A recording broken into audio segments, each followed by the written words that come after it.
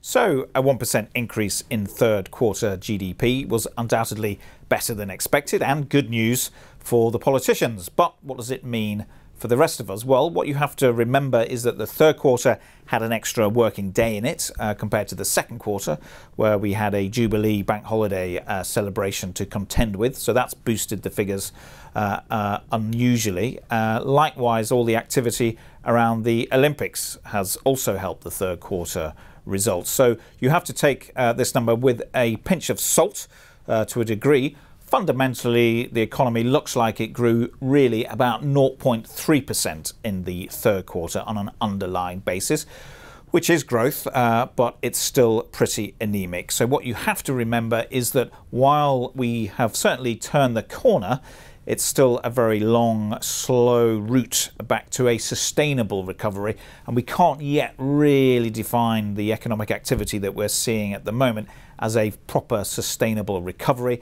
The current quarter that we're in now, quarter four, is suffering some pretty severe headwinds. We've had lots of corporate results in the past week or so, which show that America is having problems, likewise China, of course, and we're very familiar with the Eurozone problems. So all in all, what we can't forget is that this is an economy struggling to recover from a debt-induced crisis, and that is undoubtedly going to take a long time. The current quarter does have its challenges, and there is a danger, you can't escape this fact, that we could be in for a triple dip if the headwinds coming from the Eurozone crisis or the slowdown in China gets more severe, and indeed the American economy doesn't take off in quite the way that economists hope, or a fourth possibility, of course, that the Middle East kicks off in a way that is unhelpful to economic growth. Then all bets are off,